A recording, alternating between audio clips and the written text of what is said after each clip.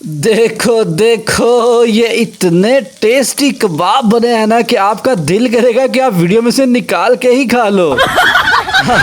लेकिन पहले ये तो बताओ कि ये कबाब हैं किस चीज के? चिकन? नो। मटन? ना ना। बीफ? नहीं नहीं भैया जी, ये है कद्दू के कबाब। हाँ जी यार, यकीन में ये इतने टेस्टी है ना कि जो बच्चे कद्दू का नाम सुन के भाग जाते हैं वो खुद जिद कर करके ये ना बनवाए ना तो फिर मुझे कहना आके। क्रिस्पी बाइट, अंदर से सॉफ्ट और ऊपर से मसालों का चस्का। मैं खुद 1 2 3 4 मुझे ही नहीं पता मैं कितने खा गया। अच्छा, बातें तो हम साथ साथ करते ही रहेंगे, लेकिन फटाफट से रेसिपी को स्टार्ट कर लेते हैं। चलो फिर।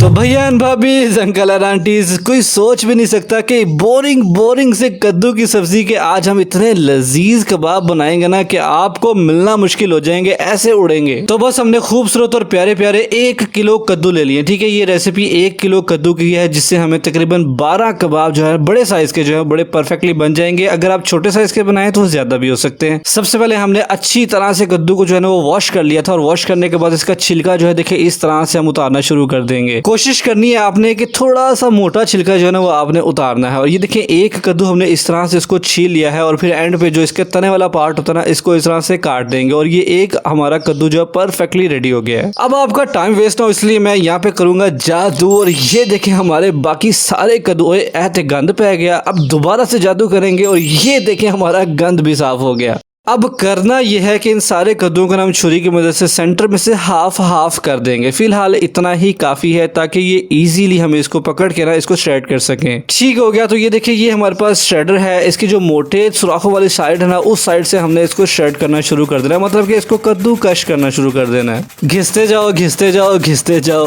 अच्छा, इस रेसिपी की सबसे बड़ी और खूबसूरत बात पता क्या है कि ये हेल्दी भी है और बजट फ्रेंडली भी है। और यकीनन आपको ये भी पता कि कद्दू जो है वो हमारे प्यारे नबी हजरत मोहम्मद सल्लल्लाहु अलैहि वसल्लम की फेवरेट सब्जी है, और इसके फायदे भी बेशुमार हैं। तो किसी भी तरह से सही ये कद्दू जो है वह बच्चों को जरूर खिलाया करें। अब ये श्रेडिंग में थोड़ा सा टाइम तो लगेगा ही, लेकिन कोई बात नहीं। अगर घर में आपकी किसी के साथ हल्की फुल्की भी सलाम दुआ है ना तो उससे हेल्प ले लेना।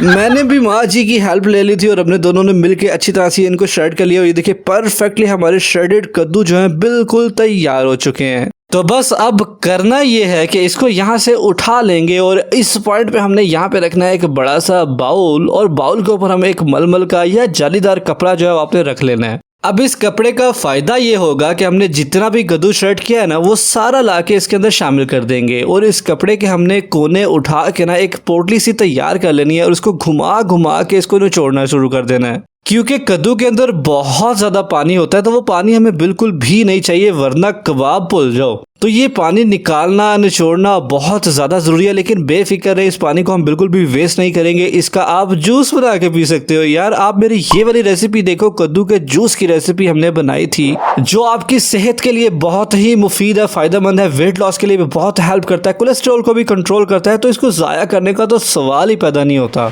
चलें जी, बाकी हमारा रह गया जो कद्दू हमारा श्रेडेड था, पोटली को यहाँ पे खोल लेंगे, बल्कि प्लेट के अंदर इस सारे श्रेडेड कद्दू को हम निकाल देंगे। कितना ही खूबसूरत लग रहा है। और अब बारी आ गई है कि इसमें हम शामिल करेंगे जी चस्के। और चस्कों में सबसे पहले हमने इसी तरह से देखिए हमने प्याज को भी कूट लिया था, और कूट के उसका पानी भी हमने निचोड़ लिया था, और वो हमने इसमें शामिल कर दिया तकरीबन 2 टेबलस्पून। प्याज में भी पानी होता है ना, तो वो पानी भी हमें बिल्कुल भी नहीं चाहिए। ठीक है, इस रेसिपी में आपने इसमें पानी जो है ना वो नहीं आने देना, नहीं तो हमारे कबाब जो है ना बड़े ढीले ढीले वो आपसे काबू नहीं आएंगे फिर। तो पानी आपने लाजमी रिमूव करना है। अच्छा जी, अगली चीज जो इसमें जाएगी वो है जी रेड चिली फ्लेक्स, मतलब कि दरदरा मिर्च इसमें शामिल करेंगे तकरीबन ½ टीस्पून। उसके बाद इसमें डालेंगे सूखे धनिया का पाउडर तकरीबन 1 टीस्पून। इसकी बड़ी प्यारी खुशबू हमारे कबाबों में से आएगी, ये अपने लाजमी डालना है। और साथ ही चली जाएगी तकरीबन ½ टीस्पून लाल मिर्च का पाउडर। और ये आ गया जी नमक, तकरीबन 1 टीस्पून हम इसमें डाल देंगे। याद रहे कि ये 1 किलो कद्दू की रेसिपी है, तो ये परफेक्ट क्वांटिटीज जो आपने नोटिस रखनी है। उसके बाद इसमें डालेंगे तकरीबन 1/4 टीस्पून हल्दी। ये आ गया जी गरम मसाला पाउडर तकरीबन 1 टीस्पून। और उसके बाद इसमें चला जाएगा अदरक और लहसुन का पेस्ट, ये तकरीबन 1 टेबलस्पून हम इसमें डाल रहे हैं। अब आ गया लेमन जूस तकरीबन 2 टेबलस्पून, ज्यादा नहीं डालना, बस 2 टेबलस्पून काफी है। तकरीबन 2 टेबलस्पून ना इसमें छोटा छोटा चॉप करके हम पुदीना भी शामिल कर देंगे, बड़ी प्यारी खुशबू लेके आएगा ये। और इसके साथ ही उसी क्वांटिटी में हम यहाँ पे हरा धनिया भी जो है ना वो छोटा छोटा हम काट के वो डाल देंगे। और ये आ गया 1 टेबलस्पून हम इसमें चाट मसाला शामिल करेंगे, ठीक है, ये भी आपने लाजमी शामिल करना है। चलें जी, अब आखिर में हम इसमें शामिल करेंगे तकरीबन 1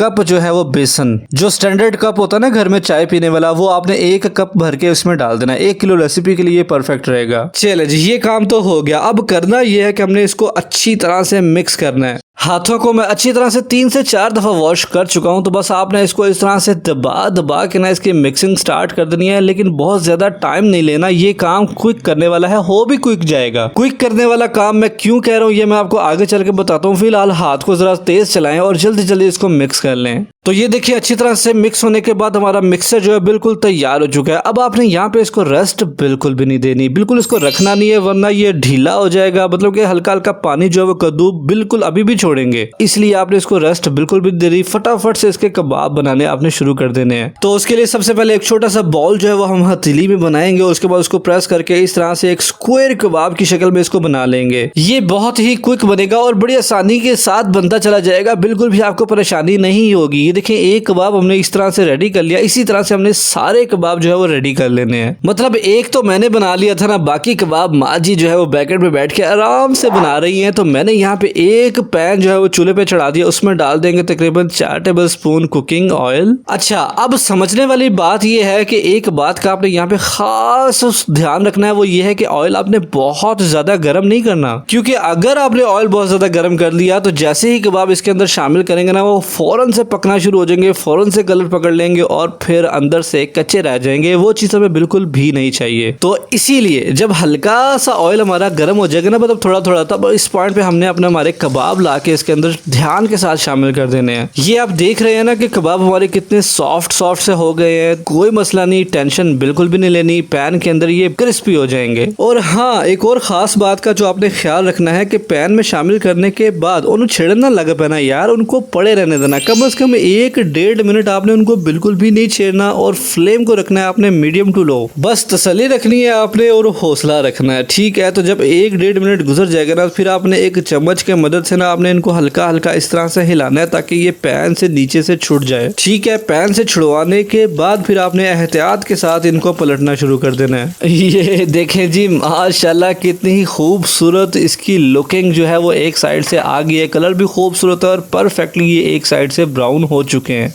बस इसी तरह से आपने इनको दूसरी साइड से भी फ्राई कर लेना है, बस इनको छेड़ना नहीं है, ठीक है। आप इनको पड़ा रहने देंगे, आराम के साथ खुद ही फ्राई हो जाएंगे। तो दूसरी साइड से भी तकरीबन 1-1.5 मिनट देने के बाद ये देखो हमारा कबाब जो है वो कितना ज़बरदस्त और डिलिशियस तैयार हुआ है यार। मेरे तो मुंह में अभी से फिर पानी आना शुरू हो चुका है। इसके लिए आपने अच्छा नॉन स्टिक पैन जो है वो यूज़ करना है। मेरा पैन सस्ते वाला है, इसलिए वो हल्का हल्का नीचे लग रहा है, तो कोई मसला नहीं। हमारे कबाब तो देखे यार कितने ज़बरदस्त तैयार हुए हैं, माशाल्लाह सुभान अल्लाह। मैं अपने सोने परवरदिगार का लाखों करोड़ों दफा शुक्र अदा करता हूँ कि इतने मजेदार और यम्मी यम्मी खाने उसने हमारे नसीब में किए। हरे हरे मिंट रायता के साथ इसको सर्व करें। जब ये कबाब उसमें डिप लेगा ना और सीधा जब आपके मुंह में जाएगा तो मैं कहता हूँ चस्कों का धमाका हो जाएगा। और ना सिर्फ ये बाहर से क्रिस्पी और बड़े खूबसूरत से हैं, ये अंदर से भी बहुत सॉफ्ट और अच्छी तरह से पके हुए हैं। और ये वीडियो एंड होने के बाद कबाब हमारे कैसे